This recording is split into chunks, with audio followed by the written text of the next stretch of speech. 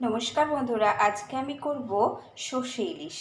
সর্ষে ইলিশ করতে লাগছে সর্ষে নিয়ে নিয়েছি আমি কালো সর্ষে, সাদা সর্ষে, টক দই, লাল লঙ্কার গুঁড়ো, কাশ্মীরি মির্চি, শুকনো লঙ্কা, কাঁচা লঙ্কা।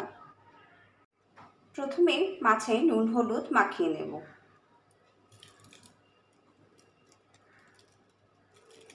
নুন নিয়ে নিলাম হলুদ। এবার ভালো করে মাখিয়ে নেব।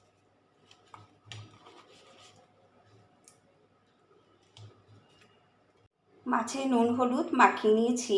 এবার 5 মিনিটের জন্য এভাবে রেখে দেব। এবার পেস্ট করে নেব সর্ষে,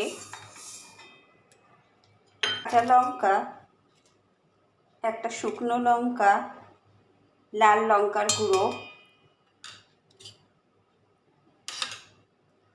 আর টক দই সব একসাথে নিয়ে নিলাম।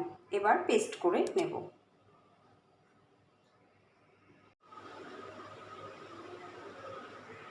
আর লাগছে সর্ষের তেল, অবশ্যই সর্ষের তেল লাগবে। সাদা গোটা জিরে দিয়ে দিলাম ফোড়ন। পেস্ট করা সর্ষে,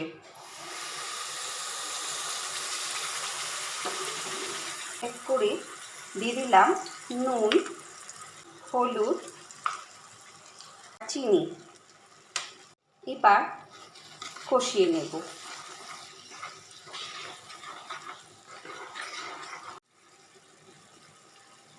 এবার দিয়ে দিচ্ছি মশলা বাটা জল।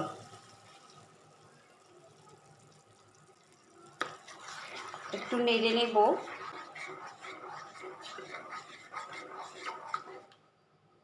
এবার দিয়ে দিচ্ছি লাল কাশ্মীরি মির্চি,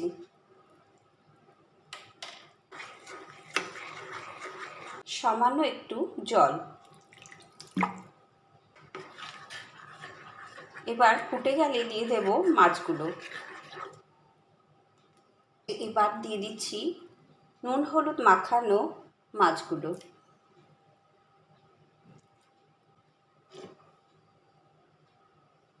মিনিটের জন্য ফুটিয়ে নেব। কয়েকটি গোটা কাঁচা লঙ্কা দিয়ে দিচ্ছি। সর্ষের তেল দিয়ে নামিয়ে নেব।